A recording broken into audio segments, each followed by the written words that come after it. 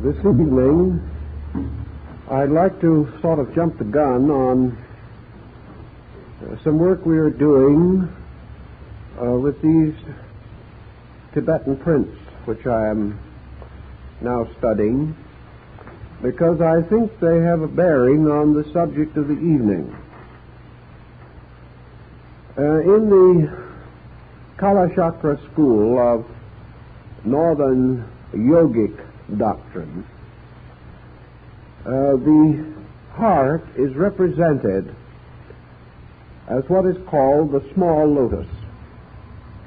It is not the principal chakra of the heart or cardiac area, but a small flower of 8 petals concealed within the very center of the heart focus itself. Now, of course, the lotus with 8 petals has become so intimately associated with Buddhism that we have only to recall that nearly always the deities of the Northern school especially are represented as seated or standing upon lotus blossoms. This 8-spoked or 8-petaled lotus of the heart is, of course, also reminiscent of the noble 8-fold path, or the mysterious wheel of 8 spokes. And we know that in Buddhism, the number of the petals on the symbolic lotus is arranged to conform with the 8 spokes of the wheel. Now, all this centers in what the Northern school itself refers to as the heart doctrine. And this doctrine is in strong distinction to the highly mentalistic system of Southern Buddhism. Our principal purpose, however, in bringing this out at this moment is a peculiar symbolism which is found in both China and Japan. There is a belief in the religions of those areas, a faith which is quite clearly indicated in the Shingon and the Nichiren sects in Japan, and the White Lotus sect of China. It is the belief of these people that when a devout person, or in fact any person, but especially a devout one, approaches death, that a mysterious vision appears. This is a classic vision in Oriental art. Because the term is easier in Japanese religion than in Chinese, where the words are utterly unfamiliar to us, perhaps it is best to use the Japanese terms.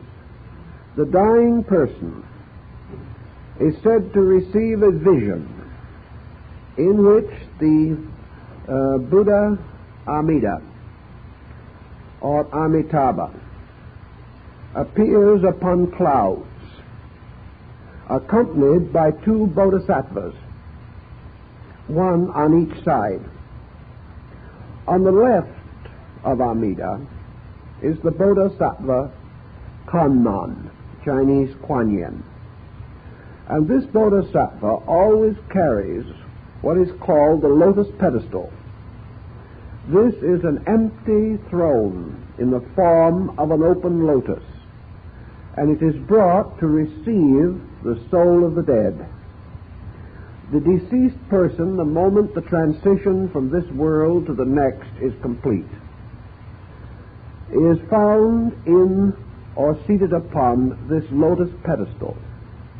If the soul is that of a person of no solid spiritual attainment, it is said that as soon as the soul is seated there, the petals of the lotus close around it, so that it is concealed as in the heart of the lotus, as in a kind of lotus womb. In this bud-shaped form, it is transported to the Western paradise.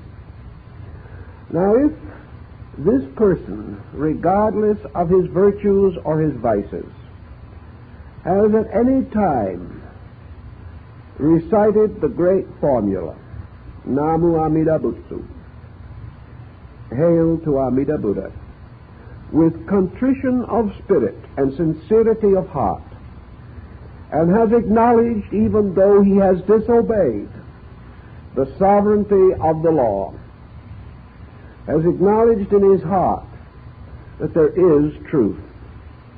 This soul, then, is carried in the bud into the other world, where it passes through a second birth. And as its interior consciousness grows, the petals again open, and the soul is permitted to dwell in the world of Amitabha. If, however, the dying person is of advanced spiritual attainment or of greater integrity, then the soul is represented as seated in a Buddha-like posture in the open lotus as it is carried across to the other shore of the mysterious ocean of life. Now, this scene is very, very common in Eastern art, and I think perhaps it is sufficiently interesting inasmuch as the old teaching both of yoga and of Tantra, of the old Brahmanical lore upon which so much early Buddhism was based, makes a great point of this 8-petaled lotus throne.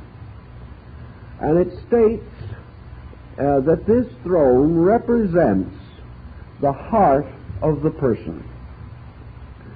Studying the triad appearing in the clouds, as in the vision already mentioned, the Bodhisattva Kuan Yin, or Kannan, who carries the pedestal, is always upon the left side of the central deity. And we may also remember, therefore, that it is a left branch of the pneumogastric nerve which touches the pacemaker in the heart as a nerve, and also, by ascent, reaches the brain.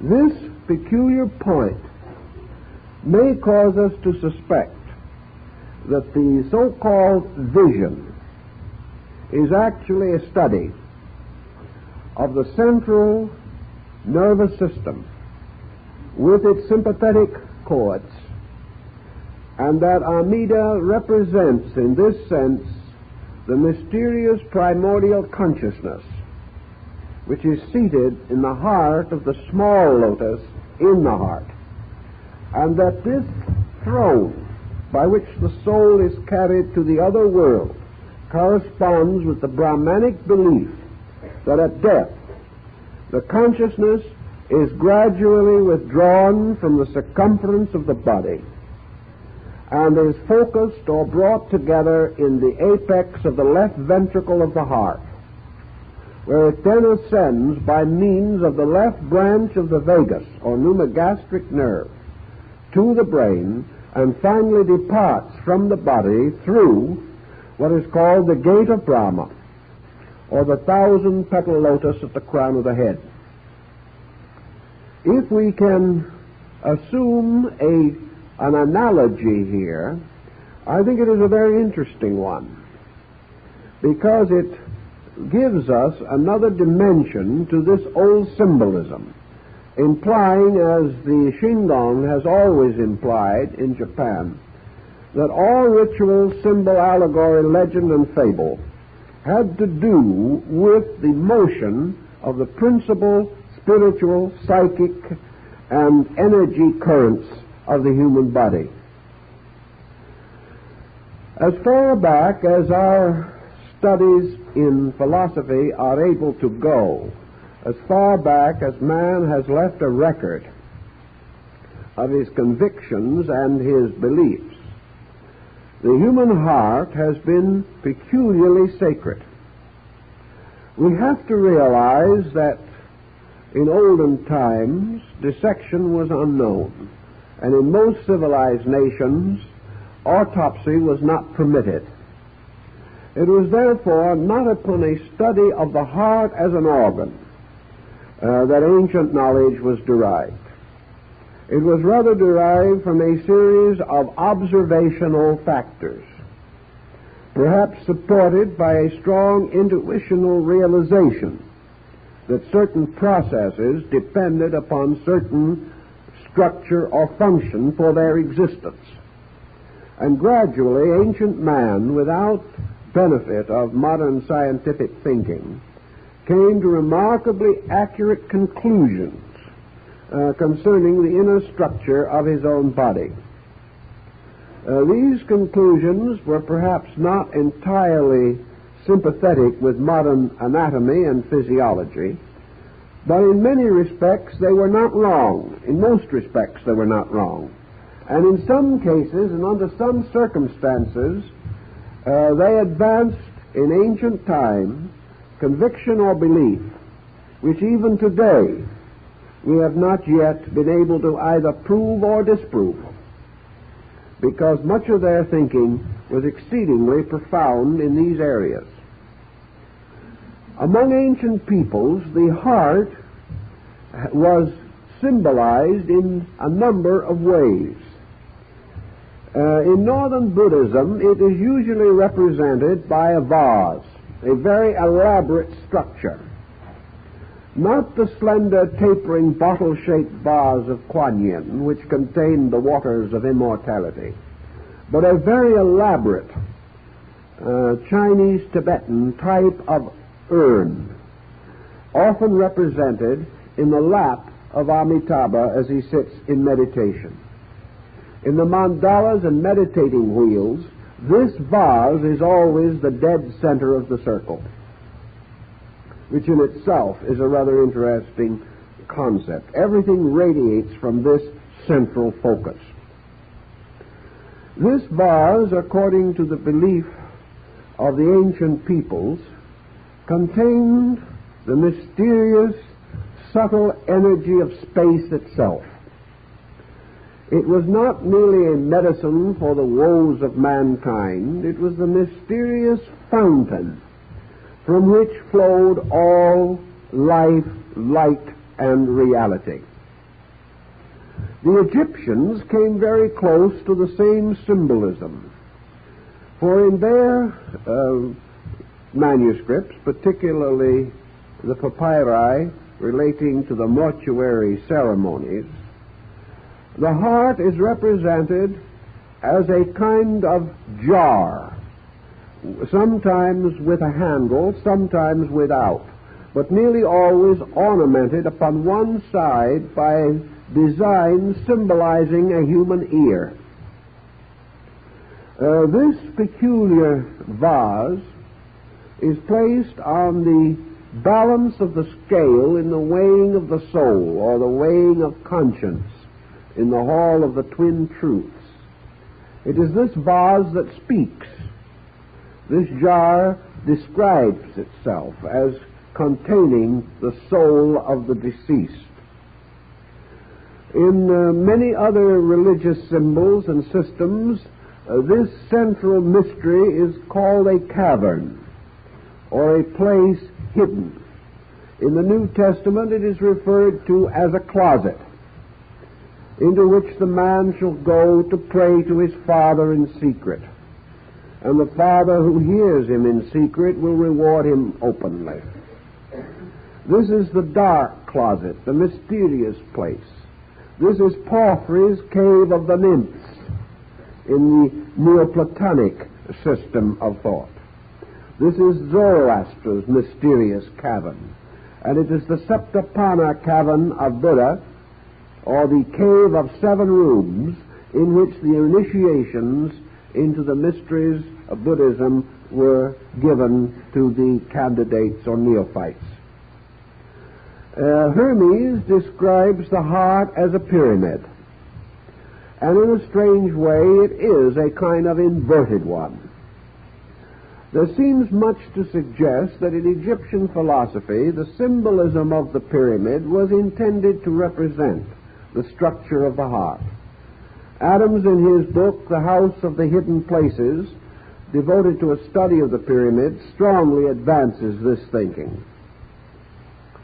The heart, then, has become associated gradually with the concept of the heart of a people, the heart of a community, the heart of a civilization, whatever may be regarded as the focal point, the central point, the strong point around which all other things are built. This seems to suggest the idea of the heart. If you have visited the countless cathedral towns and villages of Europe, you will see the little cluster of buildings, the town, surrounding the soaring heights of the church or the cathedral. For these people, the church was the heart of the community. And wherever the ecclesia appears in relationship to the congregation, it is the heart. Entering into the church is entering into the heart symbolically. The heart represents, therefore, the cultural center, the life center, and is associated with all of the essential functions of a people. In our way of life, the same is essentially true, but by our various attitudes, we place different structures in the center of our ways of life to indicate our essential sense of value. To some persons, the home is his heart. To others, business may be the heart. But that which is most cherished, held to be most dear or most valuable, or regarded as the source of the inspiration to good or achievement, or as a symbol of final security against all the problems and mysteries of life, this type of concept is associated with the heart idea. Also, we know that to the Chinese and other Asiatic peoples, certain beliefs were the heart of the matter.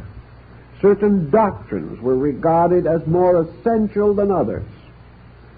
And where a certain scriptural book or a certain commentary was more important than any other, it was referred to as the heart book or the heart symbol. The Egyptians, in mummifying their dead, removed certain vital organs from the body before mummification and variously mummified them separately in jars which were placed under the couch of death. The heart, however, was not removed. The heart, therefore, seemed to represent a kind of tabernacle. It was something too sacred to be taken. In the ancient astral theology of many peoples, the heart became a sun or solar system symbol. It was consequent to assume that what the heart is to man, the sun is to the world. Therefore, as the sun became the radiant center which supported the planets and all the life upon them, so the heart was the radiant center that supplied the life and energy of the body. The analogies can go on almost indefinitely, but they are not our primary purpose, so that I think perhaps we can assume you will read the section and find more of them for yourself. The next point that I think is very significant to us is the fact that the heart is actually only a muscle. The heart in itself can no more bestow life than the brain can bestow thought. Just as the brain is merely a structure, so the heart is merely one of the vital organs of the body, the most vital. Yet in itself, we cannot assume or regard it as the source of the fact of aliveness. Of the heart, a certain point is particularly associated it is called the pacemaker, and apparently is that area in the heart which is the origin of the pulse. And it is this pulsing of the heart that some mysterious and wonderful way seems to preserve the fact that we are alive. If this pulsation ceases, life ceases. In India, this pulsation is called the drum beat of Shiva. And in China, the study of the pulse, the study of the heartbeat, was carried to an extraordinary degree, further perhaps than it has ever been actually researched in the West. More and more, however, we are coming to the Chinese point of view. Paracelsus had come to it centuries ago. And this point of view is that the heartbeat is, again, not merely a mechanical process. It is not simply that it beats or that it stops beating. The very process of the heartbeat itself is a highly specialized and very complicated process, even in terms of phenomena. What its cause is not at the moment our consideration with the Chinese doctor. Our present consideration is the story that it tells. The Chinese have found, and other specialists have more or less sustained this, that the beat of the heart differs not only with every person to some degree, but differs continuously within any one person. The heartbeat is an exceedingly important means of diagnosis in cases of sickness. The Chinese are able to identify over 300 ailments merely from the pulse.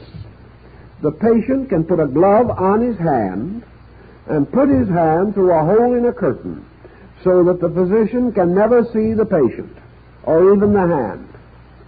And the physician, by placing 3 fingers upon the pulse in different positions, will be able to diagnose over 300 probable complaints and determine which one or group of complaints is most likely afflicting the patient. The system must have been reasonably accurate, because we remember that in China a physician is only paid while the patient is well.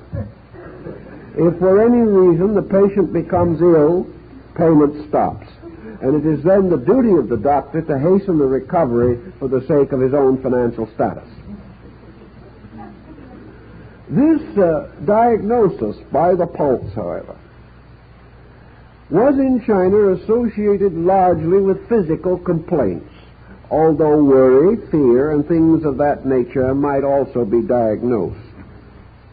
Today in the Western world, through a series of scientific processes such as the electrocardiograph and the polygraph, the study of the heart has been given very great psychological consideration.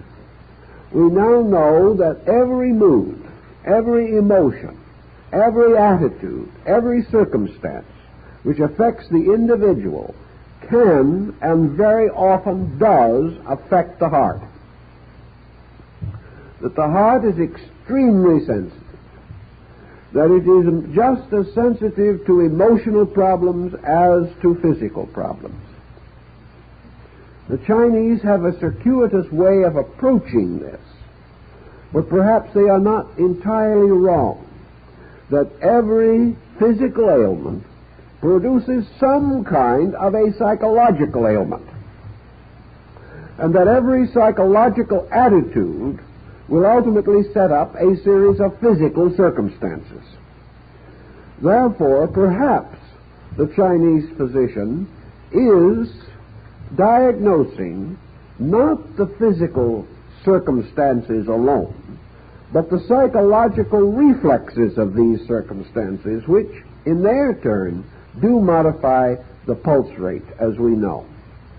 It is quite easy on a polygraph to detect from the heart when a man tells a lie. In other words, his heart doesn't accept the lie. His heart reveals the truth of the matter, his fears, his anxieties.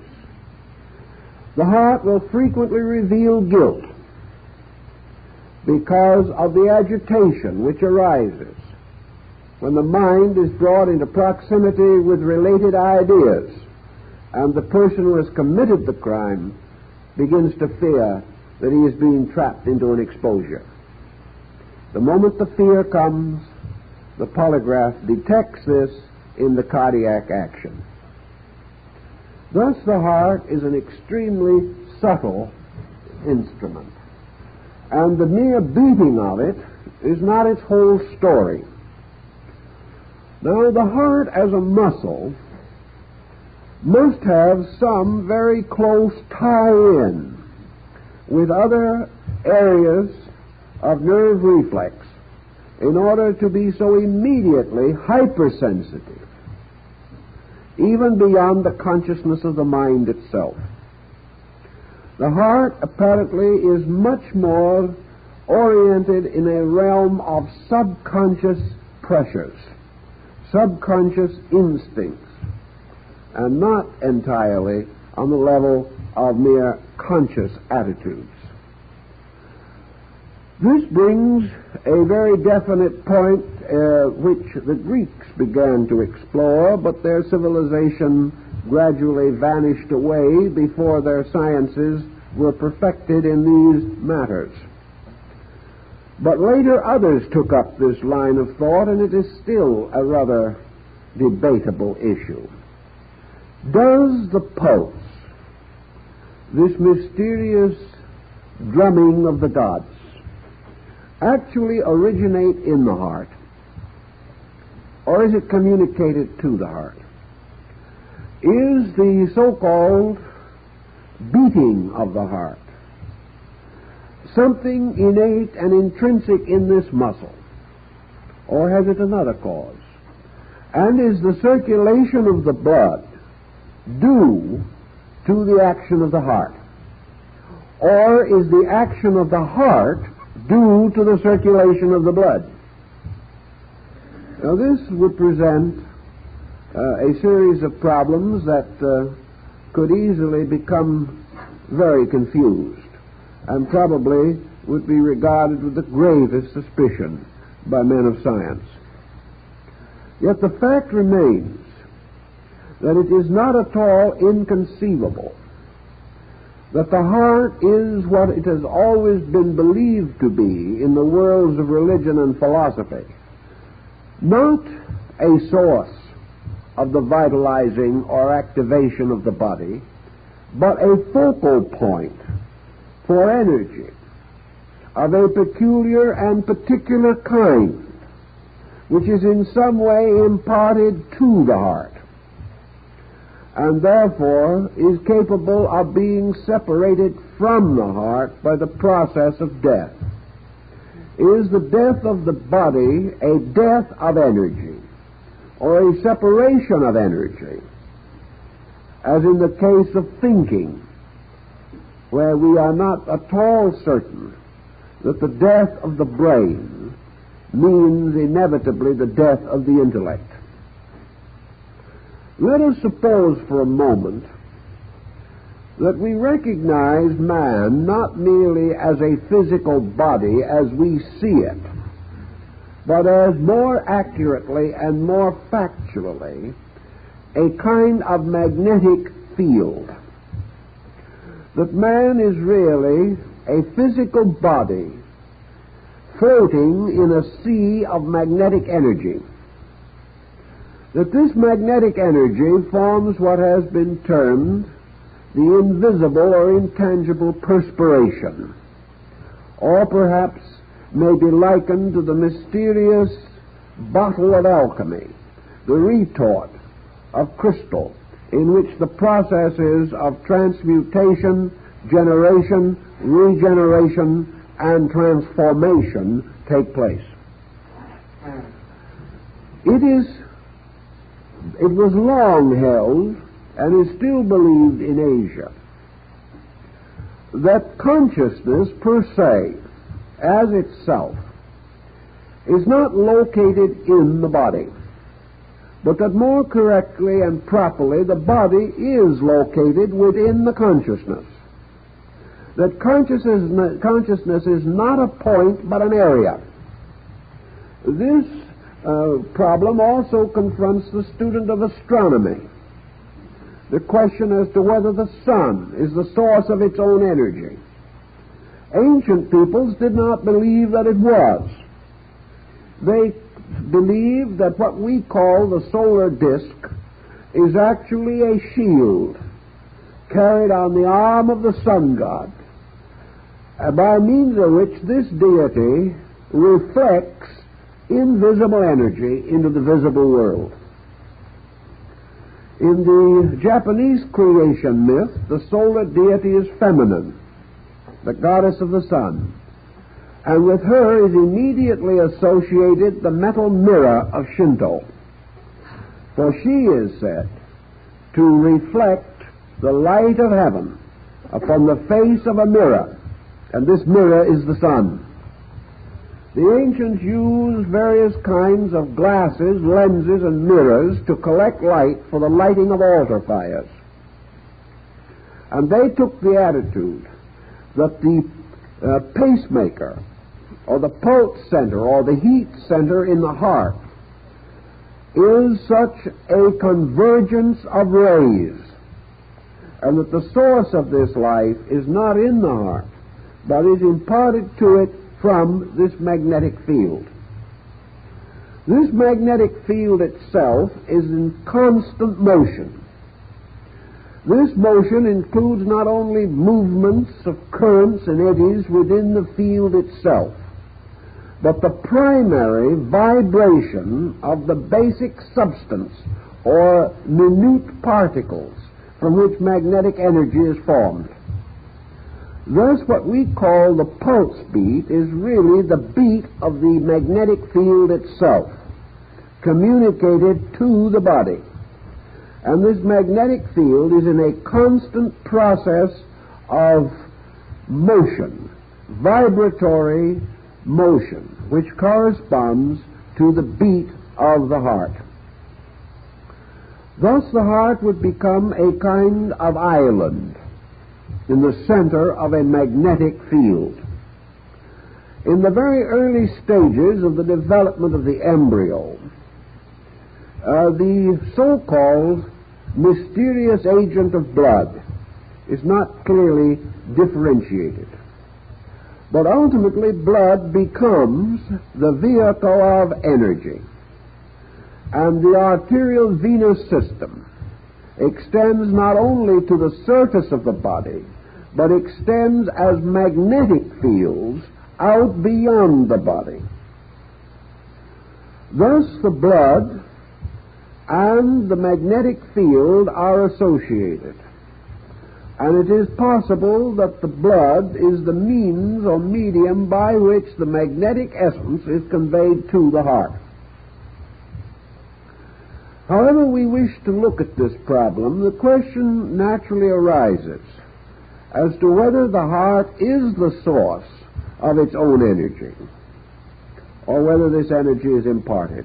And I believe that most thoughtful persons, from the beginning of recorded research, have held it to be essentially firm that this energy is not intrinsic in the heart itself, but is imparted.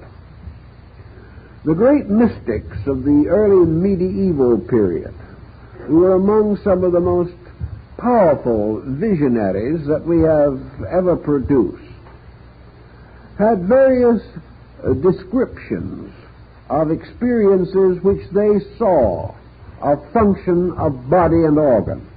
I'm thinking of St. Hildegard of Bingen, one of the most important and interesting of the Catholic religious mystics.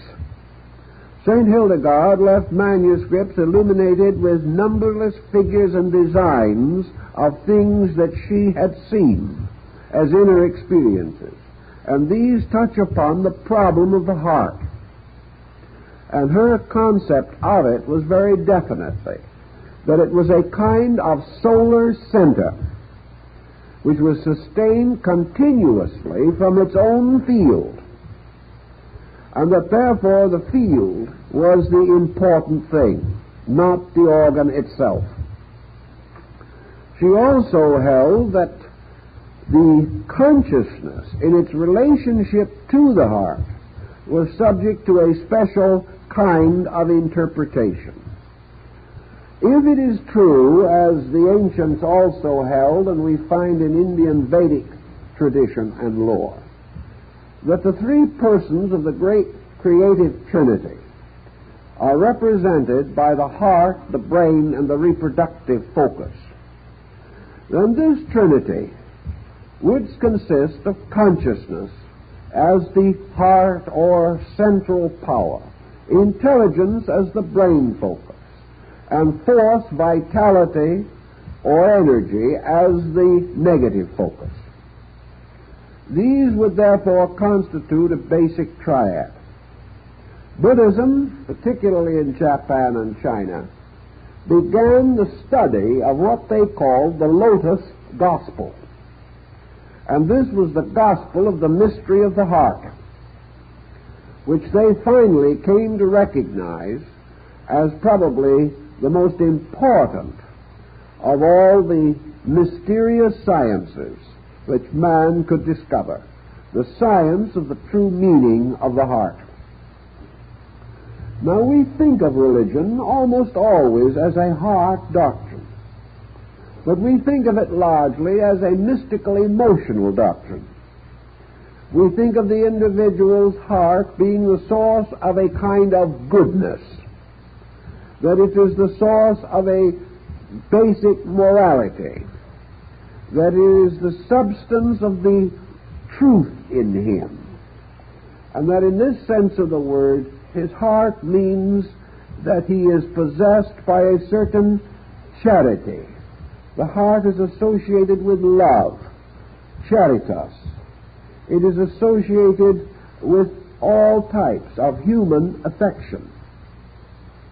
But to these students in the olden days, much more was implied than this. They held definitely that the focal point, which we call consciousness, was actually placed in the heart. That in a mysterious way, the structure of the heart provided it with a primary brain of its own.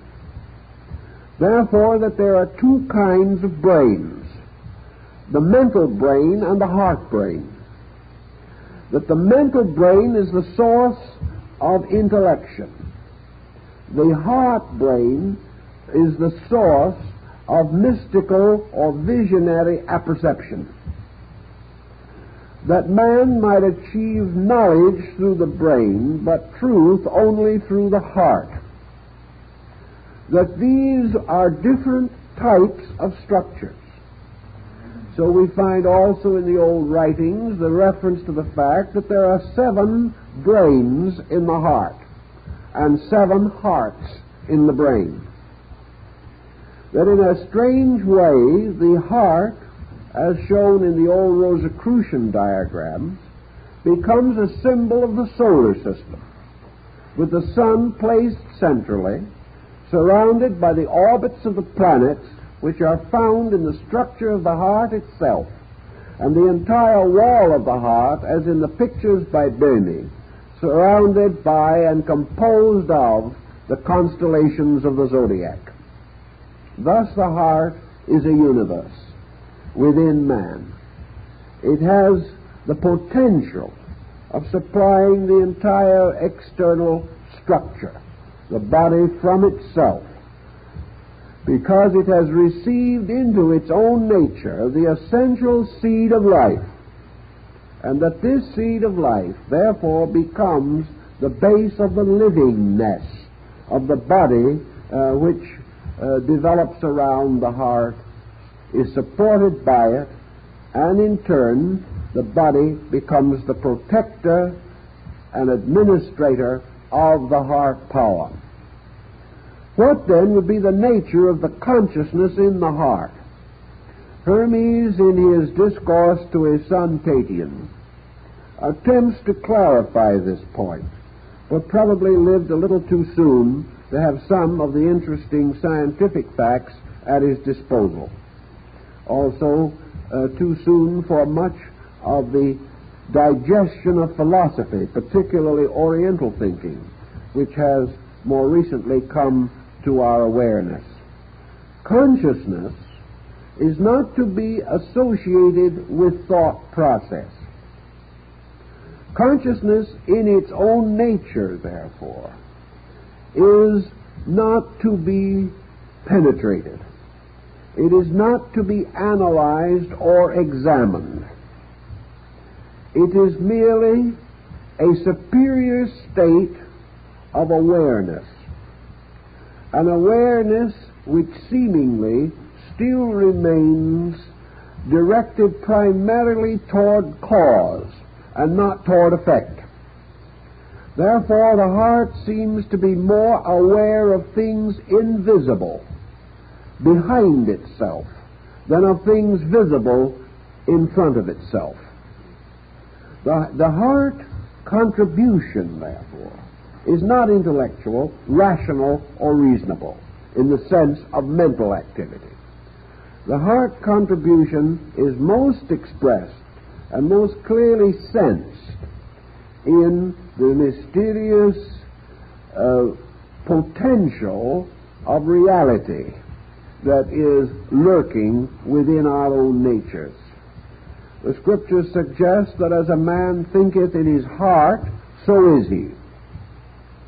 And this thinking in the heart is not conscious thinking. This thinking in the heart is God thinking man, not man thinking about God.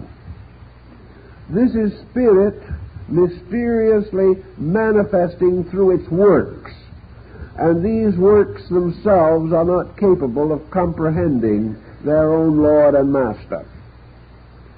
So that when man enters into the heart, he enters into silence. He enters into the great quietude of Lao-Tzu. He enters into that silence that came before the sounding, as Beni calls it, and that silence into which the sounding must finally return again to sleep. Thus, whatever this mysterious power that resides in the heart may be, its primary requisite is quietude. It would and must abide in peace.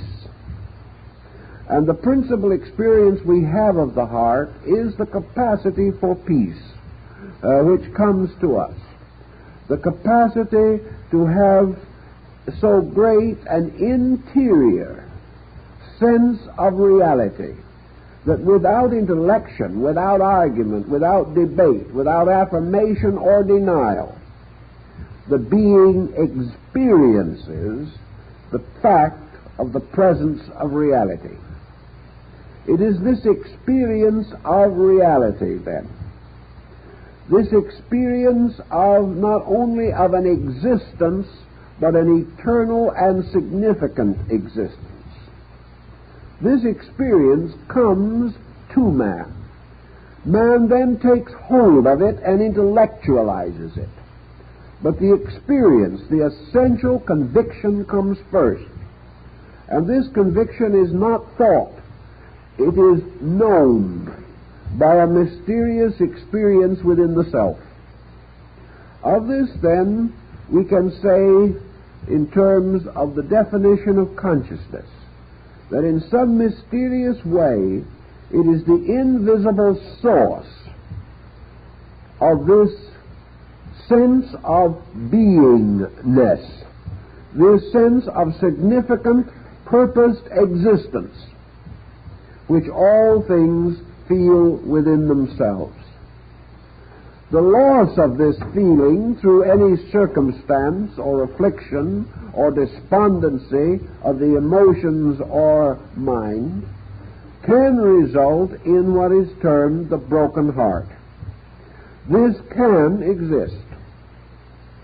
It is a term, however, which simply represents the loss of this sense of heart value, the loss of the spirit of meaningful life within the experience of the person.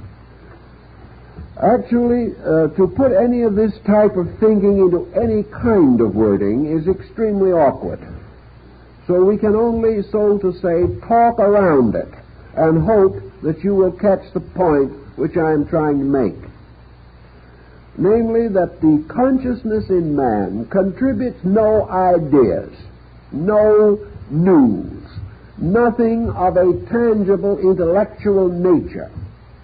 It merely contributes this sense that we exist, this I amness of ourselves, not voiced, not rationalized, but assumed, so near to us that we do not doubt it, question it, or analyze it, but turn from it to doubt, question, and analyze all other things.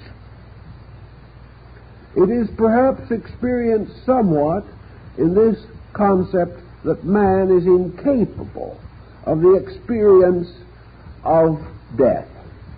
He is unable to know what death means because he is alive.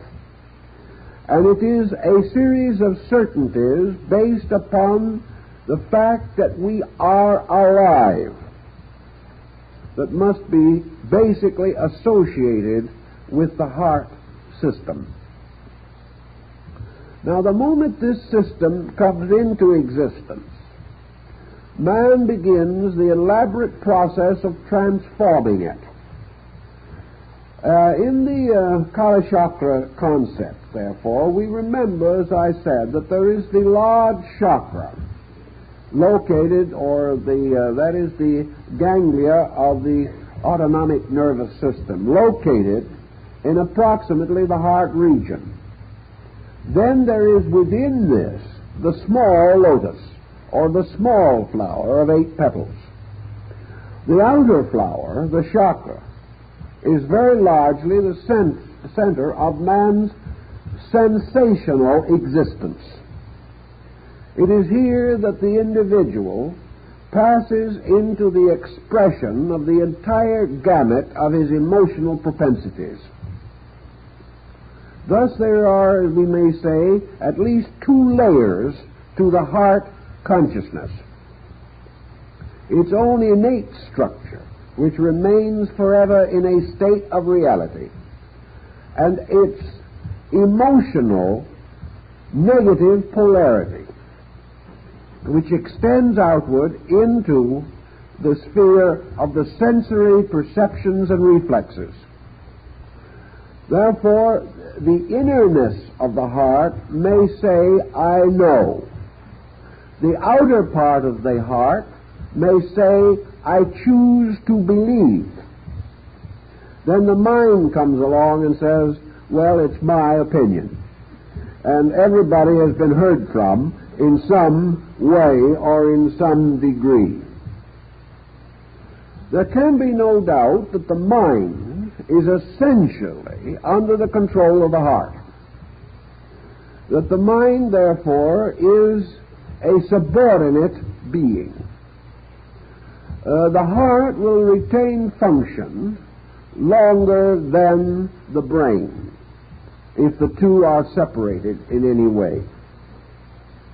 The brain's consciousness ceases very quickly, but it is well recorded that the human heart has survived assumed death for an hour or even longer, and that it is quite possible to demonstrate that the heart tissue of serpents, after the heart has been chopped into small parts, the various small parts will continue to show a certain amount of pulsation. Therefore, we are dealing not merely with a structure, but we are dealing with a kind of pull for energy which itself is pulsing. And it is the pulsation of energy that is communicated to the heart as a muscle. In this sense also, the psychic life of man is very closely associated with the outer or large chakra of the heart system. Our emotions very largely cause our psychic stress, and the mental reaction or factor is secondary. And almost always where you find the mind disordered, the emotions were disordered first. And the emotions, by some ill training which was given to them, gradually dragged down the mind. This is true also in terms of the affections of man. The psychic field with which we are very largely concerned today is therefore an elaborate structure of symbolic reflexes based upon consciousness, even as the mental field is a series of reflexes based upon the released energies of mentation. And we cannot assume that these various degrees of manifestation are identical. They are emanational, one from the other, the lower always being lesser in value or quality. Now let us go back directly to the heart problem, which we have very definitely to consider. The ancients regarded the heart as being a kind of seed. This seed, of course, has growing from it a great tree, this tree being the arterial venous system. So if you lay this out diagrammatically, or make a drawing of this structure, of the arterial system rising from the major arteries, in turn rising from the heart, you come to a design that is almost exactly the design of a plant. It has a bulb-like root, which is in some kind of earth. And this plant unfolds, extending throughout the body, where it controls life function.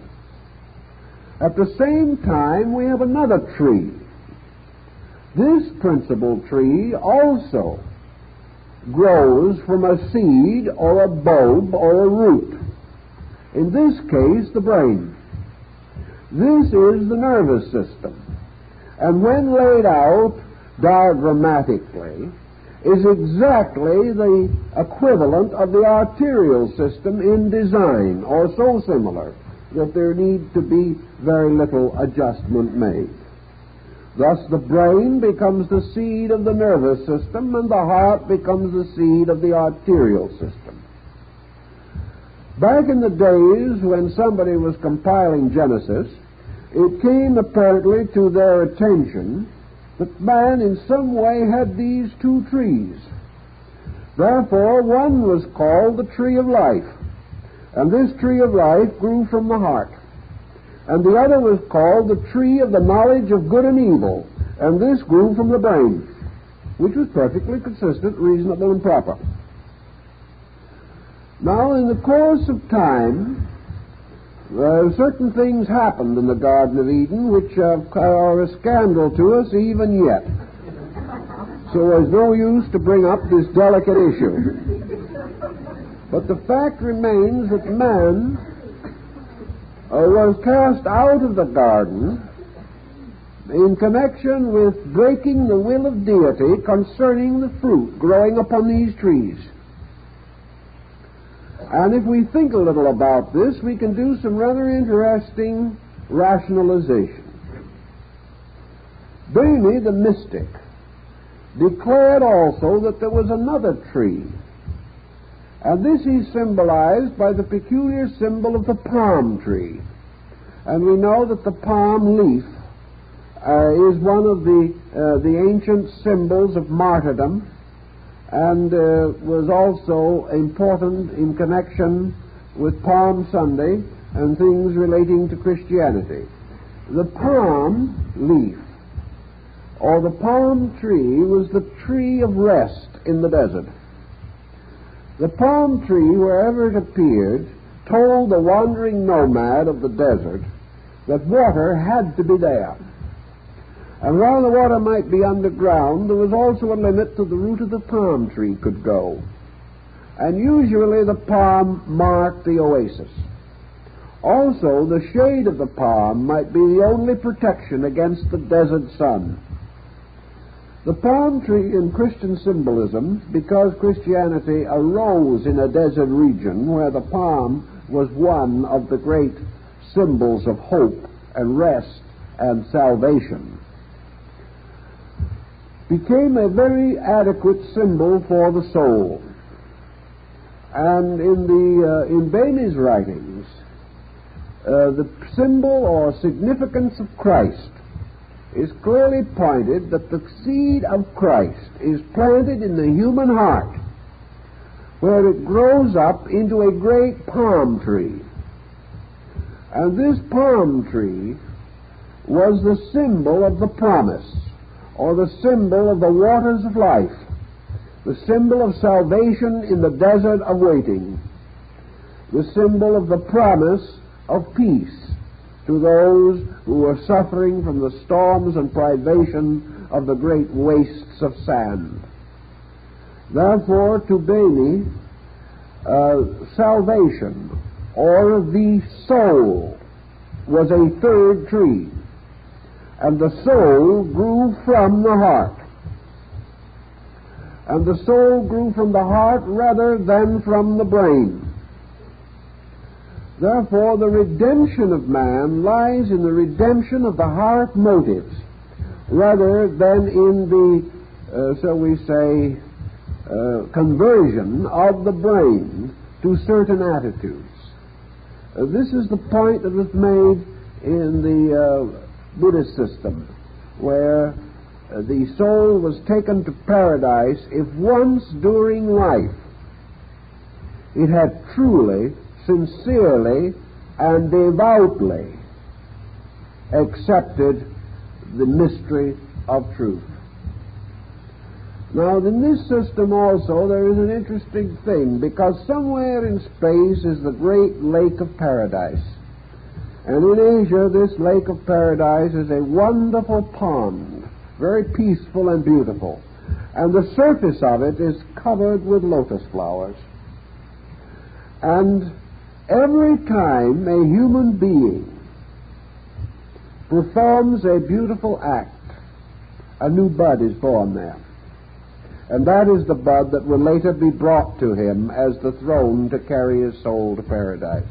In other words, it is his own good deed that becomes the throne, or the lotus blossom, which is brought to him when the time comes for his soul to make the transition. So, for every good person unfolding in the world, there is this lotus in the great pond of eternity. And as he grows in this world in wisdom and understanding, the lotus opens in the invisible world. And the kind of throne he will sit upon in the infinite is determined by his merits here. The same thought is behind Beni's mysticism. Namely, that in some mysterious way, by a process of induction, the heart lotus opens as the result of the growth of soul power. That within man, the entire alchemy of his relationship to eternity is determined by the heart center. And the heart center will accept gladly help of both the mind and the hand. But the heart center is where the the actual baptism, the actual mystery of the Pentecostal experience is accorded to the being or the living person. Therefore, the heart center in man represents his spirituality, his essential and real spirituality. And this heart center is where the record or the true and faithful report of his virtues, where this record begins to result in the development or growth of this archetypal soul symbol. This is a little obscure and difficult, but there's not too much you can say about some of these things, because again they can only be known by a sort of mystical experience itself. The field of the heart is called by Beni a kind of earth. And if the earth be good, then the heart is nourished by that goodness. The seed unfolds and grows, and the mystery of immortality is attained as an experience in the inner consciousness of man himself. The next point that perhaps we can do a little something with is to study a little more carefully this relationship of the heart to the body itself. We can do this by means of an analogy to the solar system. The heart in the body is surrounded by a group of organs. These organs, according to the Babylonians, Chaldeans, Greeks, Romans, practically every civilized people, have always been associated with the planets.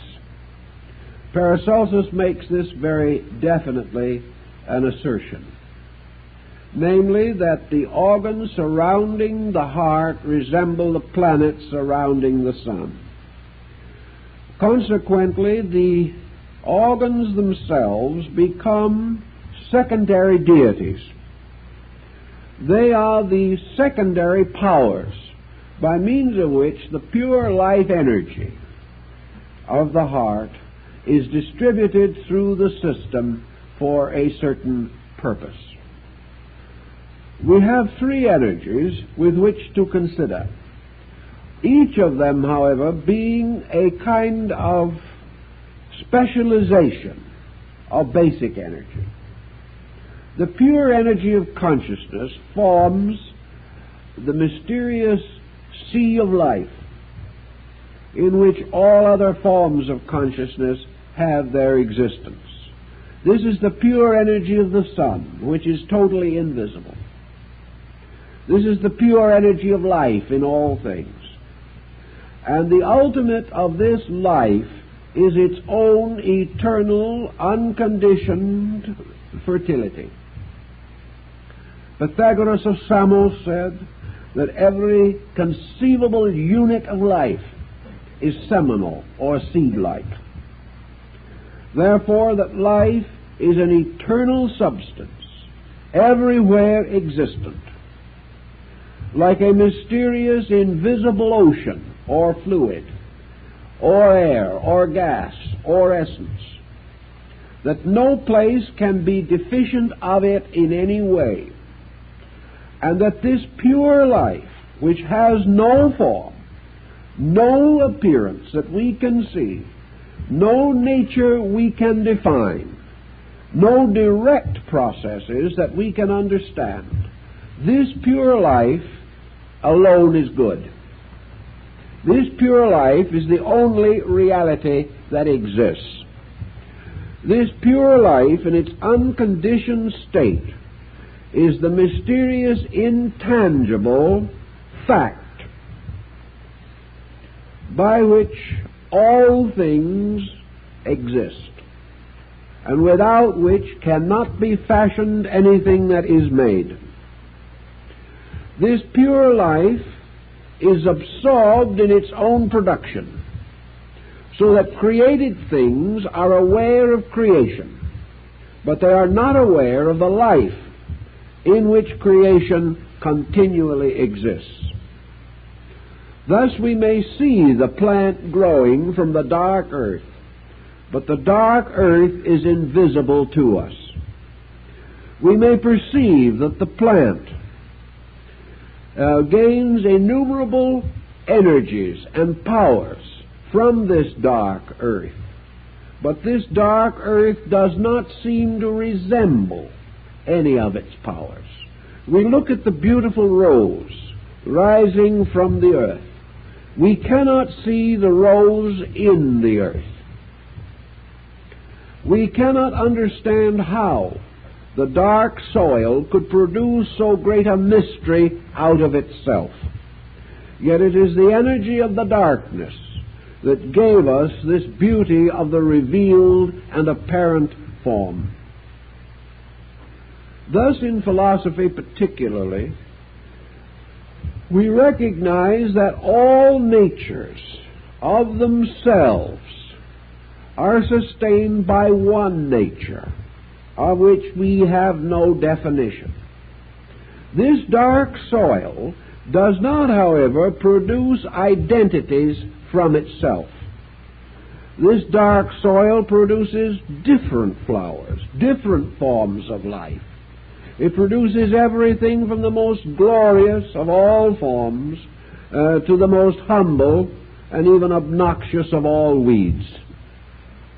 This soil, therefore, causes all things to bear their fruitfulness according to their own natures. Yet its energy is the one life by which all natures are able to attain to the condition of living. Therefore, this soil, this earth, this energy, this mystery is the mother of all living. This is the eternal life, forever conditioned, by which all good and all ill come into being. Yet this life itself is not visibly similar to any of the things which it produces, nor can its nature be determined by a study of its productions. The only thing that we can finally decide is that its nature must be sufficient to sustain all production, and that this in no way shall be regarded as exhausting that nature. For it must produce all production within the sensory grasp of man, an innumerable and inevitable production which man does not understand or cannot perceive. So here we have this basic life, this basic vitality, which is brought to man as the very substance upon which his life must depend. This life becomes then the vitalizer of innumerable specialized function.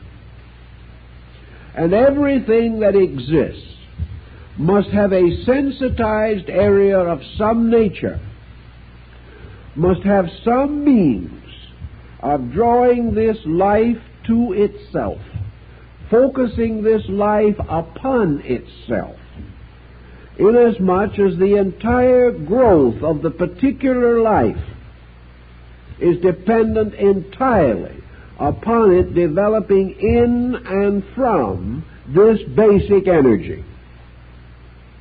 It follows from this that we may liken this energy now to the dark earth, and we may liken the consciousness of a being or a creature to any one of the innumerable plants or forms of life that grow out of this earth.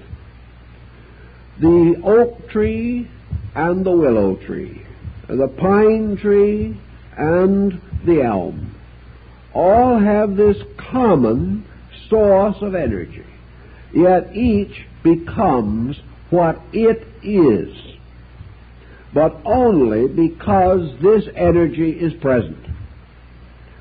So consciousness becomes the universal symbol because it represents the only conceivable power which can be all things to all creatures.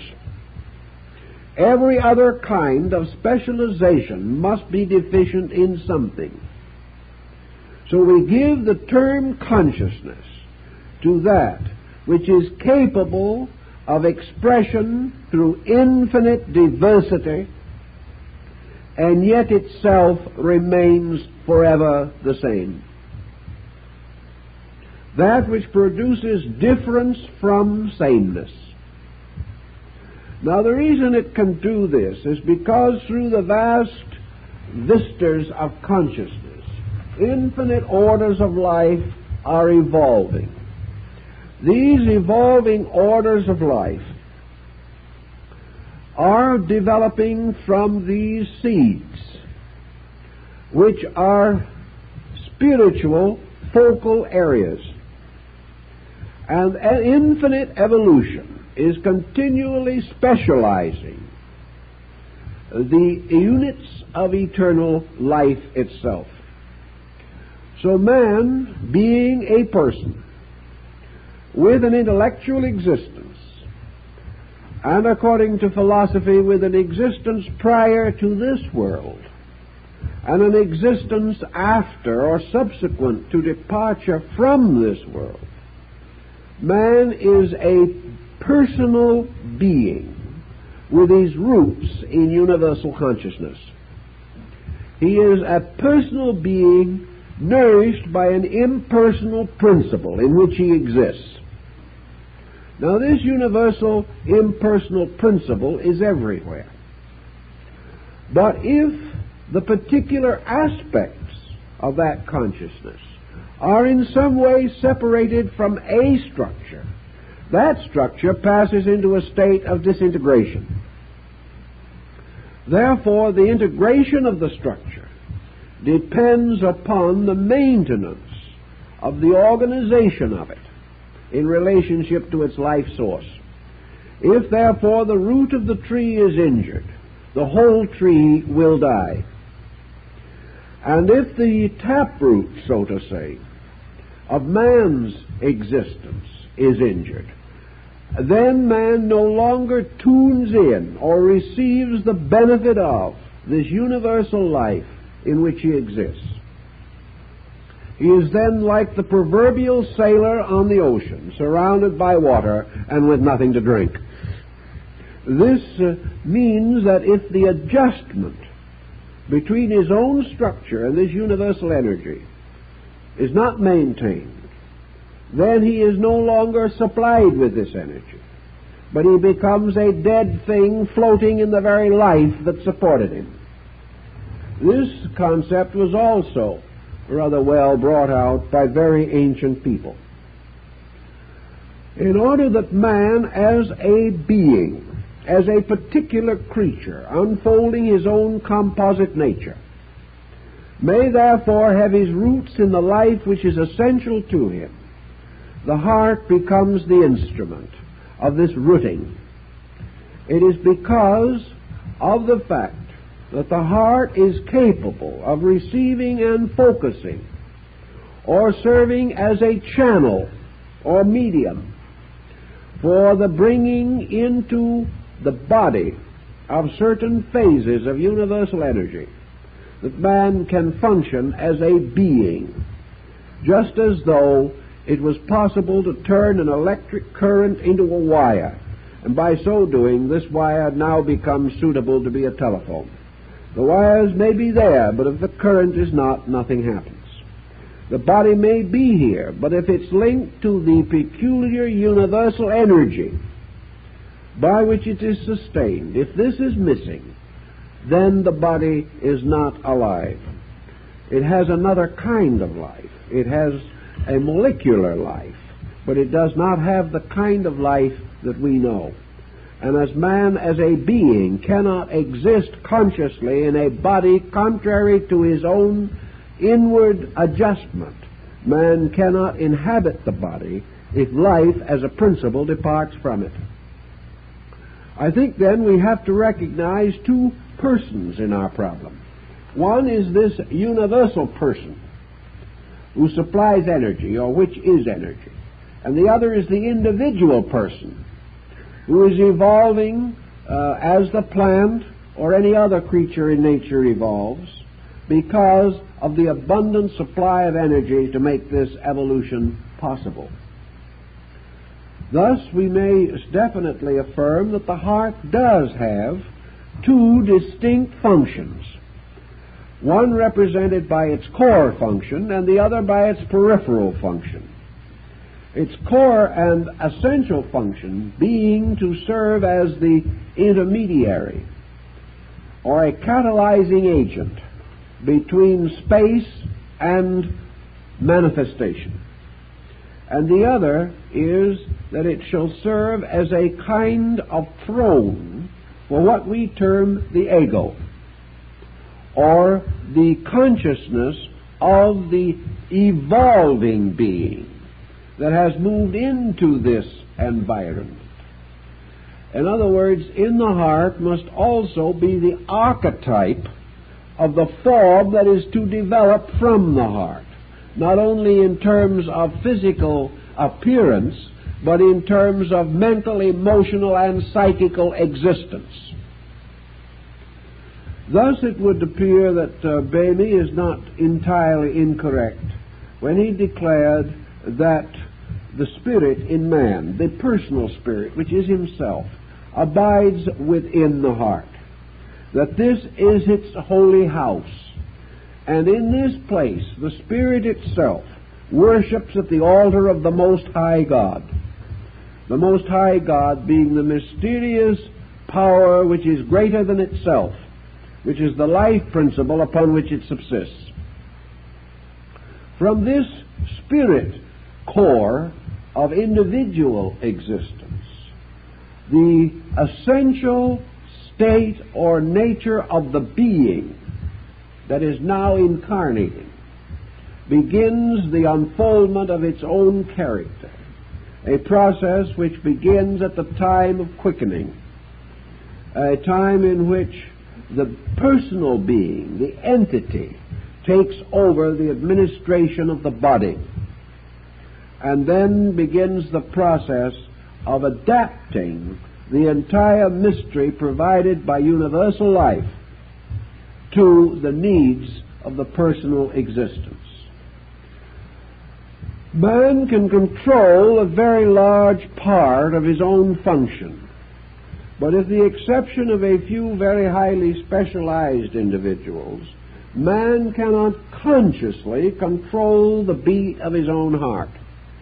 If man had this as a voluntary function with his present state of evolution, he would probably forget it one of these days and drop dead. But as a result of the fact that he cannot do this, we have another symbolic situation, namely that the fact of life itself is not directly available to man. That this fact is imparted by something superior. That the beating of the heart, or the maintenance of the relationship between energy and the function of the body, is not primarily under the keeping of man himself. Man may destroy the instrument, or by a very long process of deterioration wreck the instrument. He may, by intensities of his attitudes, so condition it that it can no longer function properly. But all that man can do to the pulse beat is interfere with it. He has no power to cause it. It began when he was not conscious of his own existence. It continues frequently long after he loses consciousness of his own existence. Or it may stop suddenly. But in any event, it is not something that man himself can control. It is the one link between himself and the infinite, in which the infinite still holds all the cards, which is probably highly suitable, because man is not capable of handling this situation at his present state of growth. So every part of man's life, according to the old mystics, is under the sovereignty of his will, except the pulse. The pulse point in the heart is subject only to the motion of the infinite. Consequently, man has a continual promise, a pact or contract with the infinite, represented by the pulse beat. This is like the rainbow that appeared to Noah. It is a covenant between the infinite and man. For as long as the pulse beats, the infinite is with man. And when man, by some reason or other, separates himself from the infinite, the pulse ceases. Now, the principal cause, of course, of this separation is the gradual exhaustion of the structure of the body and its ability to continue to respond to this sensitive beat. Gradually, situations set in which the individual, by age and so forth, loses the power to control the functions of the body. And when the crystallization or the general deterioration reaches the point in which the pulse can no longer respond to the beat, the individual ceases to exist physically, not as a being but as a body. So man now finds himself standing forever in the presence of a mystery as great as that which he faces when he gazes out on a starry sky at night. He is suddenly in the midst of a vastness, and all this vastness that is not his own personal self is brought into rapport with him, and he partakes of this vastness because of the heartbeat. This is his true relationship with the infinite. Most mystics have sensed this and realized it, and have therefore turned to this mysterious altar of the heart, on which burns the mysterious flame of everlastingness. It has become one of the greatest of all symbols of the infinite, because it is in this symbolism that man sees the ever-presence of his God. And any man who is able to be still will know, because if we are very quiet, we can hear the beating of the drum of life. The old peoples all held this conviction. Out of this supply, we gain, therefore, a sense of nutrition also.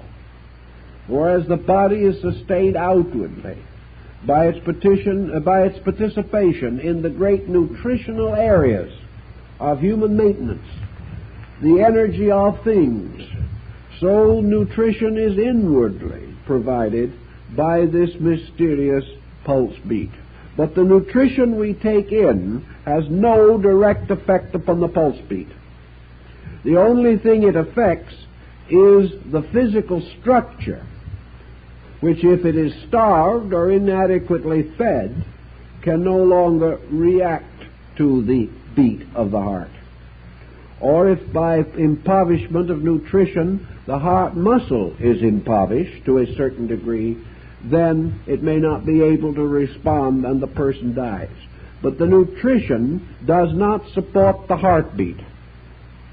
The nutrition only makes possible the maintenance of the body, so that the beating of the heart may be a normal and proper function. So man has his own personality to consider, and behind that personality, this X-quantity, this mystery, from which he can never escape while he is here. This energy also provides him with the means of unfolding the temperament which he has. This energy, becoming specialized, supports all of the processes of his growth and attainment. In its various aspects, it becomes mental energy and physical energy. It provides the necessary psychic communion by which the entire personality is bound into one being. This one being, however, is a magnificent superstructure built over a tiny little pulse beat by which its existence and survival is measured. Everything that is dependent is less than that upon which it depends. This was an ancient oracle of wisdom. Man is completely dependent on the pulse. Therefore, the pulse must represent a link between man and something infinitely greater than man, and an infinite relationship to all beings. This pulse beat the ancients sensed or believed that they saw in the mysterious flickering of the stars. It was a symbol of this universal agitation or vibration everywhere present in nature. Once the heart situation, then, receives its understanding, we can perhaps liken it even more to a temple and to a shrine.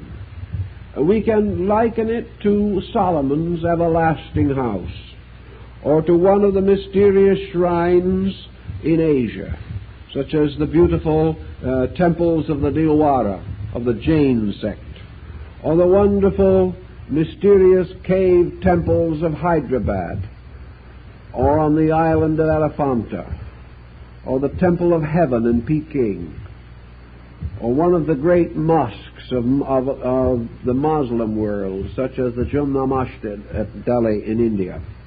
All of these buildings become now symbols of the heart, for to them men turn to commune with a spirit, a power. In ancient times, this power was in the form of a flame, guarded forever upon an altar in the adytum of the temple. This flame was guarded by the priests and vestals, and was never permitted to go out, for it was the symbol of the eternal covenant between God and man. The flame itself flickered like the pulse. It was a mysterious livingness.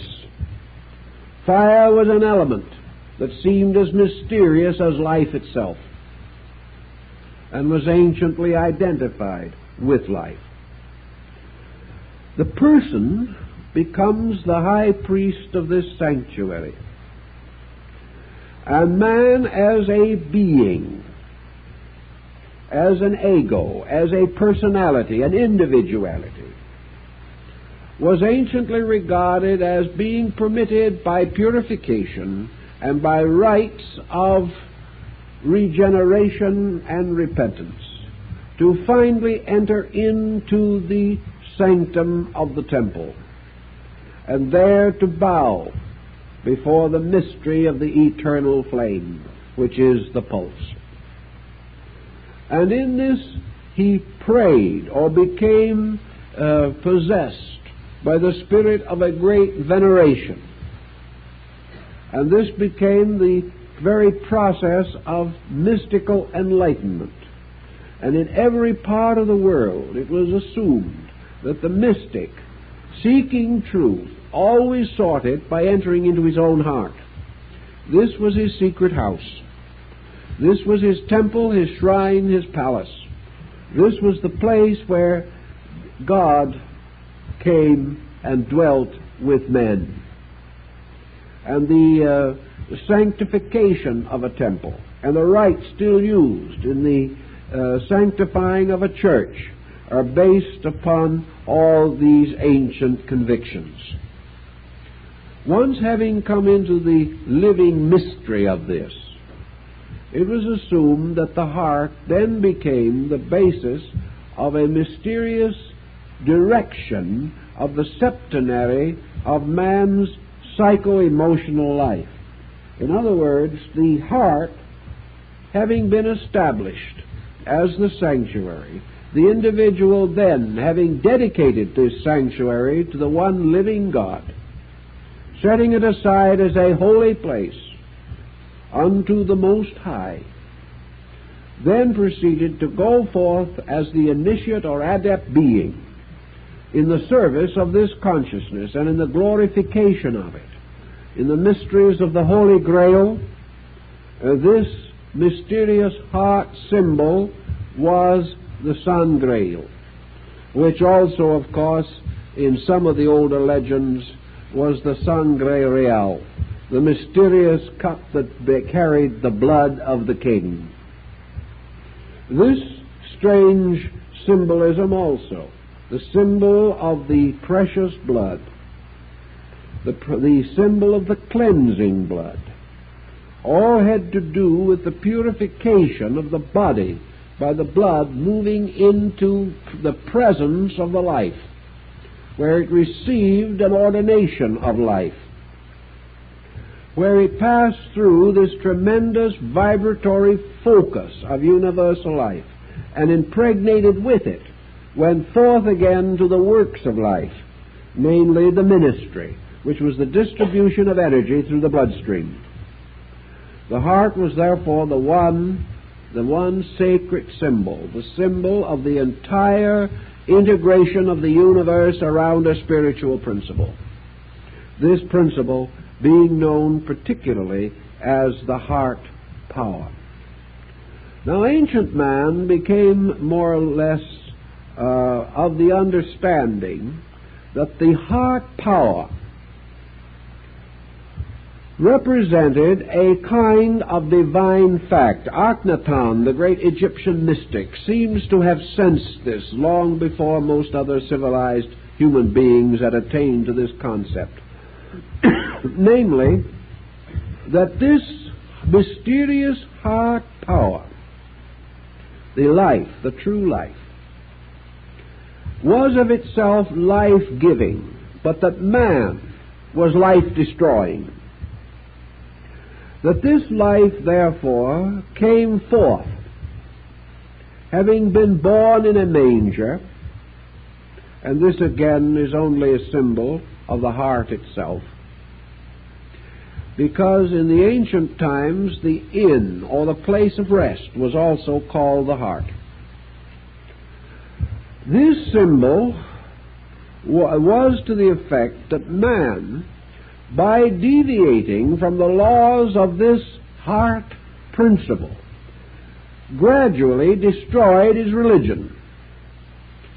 He had to perform a sacrilegious act.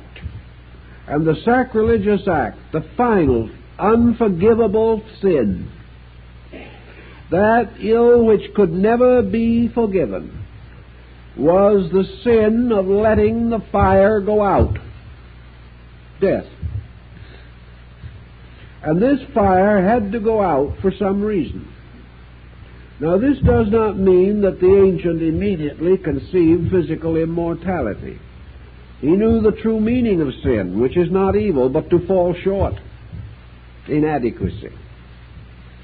But he did realize that when the individual in any way perverted the power of this energy so that it turned and became an enemy of itself, that he was committing a very great and terrible sacrilegious act.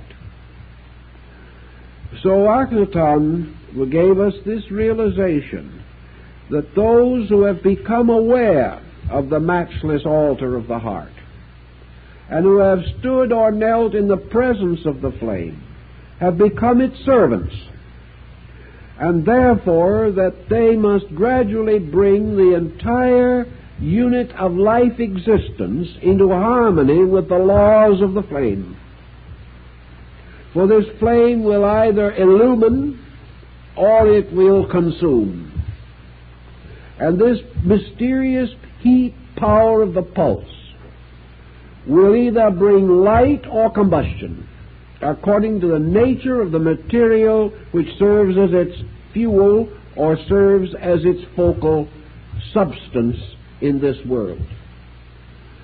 Thus this light on life is forever burning out or removing corruption. The mystics held, therefore, that those who believed in the ultimate universal reality of life were required to so live and so conduct themselves that this flame in the heart was protected and preserved against anything that was bad for it. And anything that was bad for it would ultimately break up the focal point and cause the fire to go out. They also realized that anything that was bad for the flame, or hazarded the flame in the heart, was also contrary to the good of the evolving person or entity, which was depending upon this heart and was the priest of its altar. So anything that injured the heart flame was bad for the evolving entity that was depending upon this energy for its own evolution. To preserve its relationship to life, this entity must preserve its relationship to value. And out of this came perhaps one of the earliest concepts of ethics. Ethics was not based upon right and wrong in the terms of ordinary human concept. Ethics might be measured by a final circumstance. Did it cause the flame to go out? Anything that destroyed the contact, willfully and intentionally, or deprived the individual of full participation in this vital life principle, was bad. That was the actual source of the concept of evil. And anything that was bad for the life was bad for the person in the body.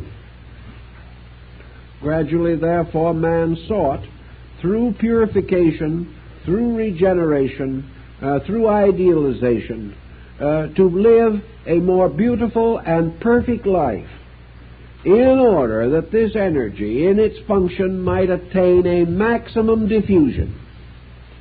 And by this maximum diffusion would provide the best of the qualities of energy for all purposes of the evolving being. If this confusion persisted, then the energy necessary to think or to feel or to act or to perform any sensory function or any process or task, the energy was diminished. And it was discovered in early times that any evil that man performed struck directly at the heart, and that therefore it affected the pulse point, or the pulse beat, the pacemaker. And wherever this occurred, it meant that man was interfering with his own participation in universal life. He was in a sense also discrediting or desecrating this life, which must come into manifestation through the vehicles created by evolving beings. It's a little complicated, but here we have the secret of the Eucharist. Here we also have the secret of the Last Supper. We have the secret of the Eucharistic rites among non-Christian peoples. For here we have the participation by the whole nature represented by the 12, for they constitute the zodiacal band, or the hypothetical dodecahedron of Pythagoras, which constituted the full structure of the universe, or the total nature of any being, was 12. Therefore, in this case, the disciples, partaking of the bread and the wine, are partaking of the basic life power. And when they destroy or permit to be destroyed the high priest of this mystery, they destroy their own participation in this life power. They betray it. And if they betray it, it is taken from them. So in the mystical orders of the quest, the great orders of chivalry in the Middle Ages, the heart doctrine became the symbol of virtue. For virtue has as its final end quietude. And quietude means the free power of the pulse beat to maintain its rhythms and to function ever more perfectly, because the heart muscle is not made toxic by the psychic and psychological pressures of the individual. Thus the cleanliness of mind and body, exemplified in the ancient rituals, guaranteed the maximum manifestation of the eternal in man. Now, the ancients philosophized on this quite extensively. They pointed out that the heart dweller, by which they meant essentially now this energy, was never a moralizer in itself. It never told anybody what to do, but it revealed that if they did certain things, it hurt. There is no dogmatism. There is simply law and the breaking of law. Not by covenant or code as we understand it, or by legislation, but simply by the fact that there are rules in space governing the distribution of energy. If these rules are broken, the energy fails the individual who breaks the rules, because he has primarily failed the energy. All of this centers in the heart concept, and it was gradually recognized that the heart, under certain conditions, could also become a more joyous, a more ample and suitable place. Just as from the first rude stone monuments and runic pillars of old time, there have gradually developed the beautiful churches and chapels that we know today. Men's places of worship were once rude altars in the wilderness. Today they are magnificent in appearance, if only the true inner mystery of them could be more fully understood. But the heart becoming this nobler mansion that we are continuously building, we know that by certain definite processes we may bring greater vibratory adjustment to the heart. We know that every cell in the body changes gradually over a period of years, that new orders of life come into being in our bodies every few minutes. If, therefore, through certain processes, constructively and devoutly adhered to, through these processes, the heart is strengthened. The heart structure is refined and improved by intent rather than by the simple processes of growth.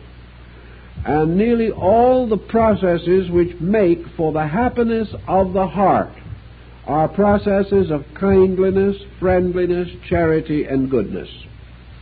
That with these faculties, with these factors, the heart itself relaxes and becomes peaceful and becomes instinctively more immediately responsive to this pulse beat that is constantly continuing there. Now let us assume for a moment that we have followed this line of thought. We have seen the invisible power represented by the altar with the flame. We have seen the hierophant of this mystery, the human ego, the high priest of this mystery cult, man as a being focused in the temple of his heart.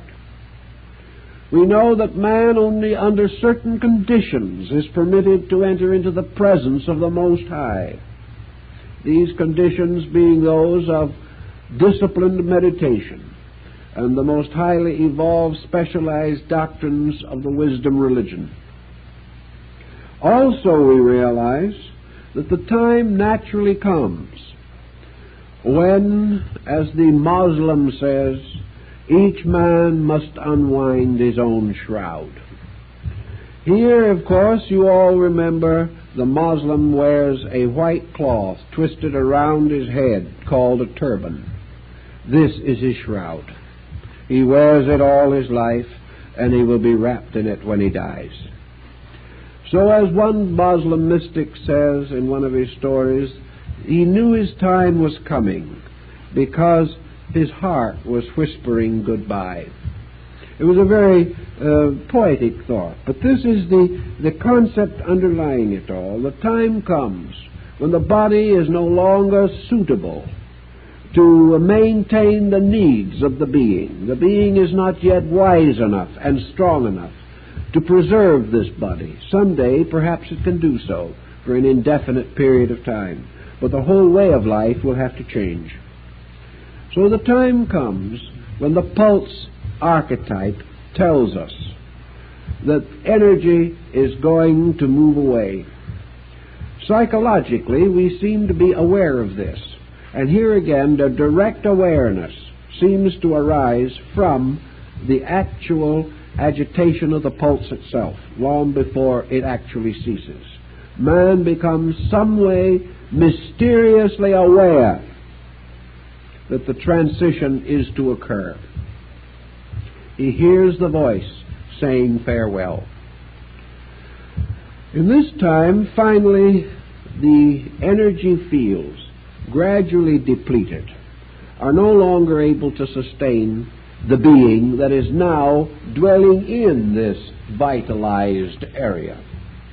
So the being, possessing its faculties and its septenaries of powers, then begins to draw into itself as the ego or personal integration center, draw in all of its sub-department heads, its managers and its clerks and its superintendents and even a few office boys, which are fast vanishing. They are now called vice presidents. And in this situation, the heart gradually gathers into itself all of these elements until finally they have come to be one unit, and the ego has enfolded back into itself again.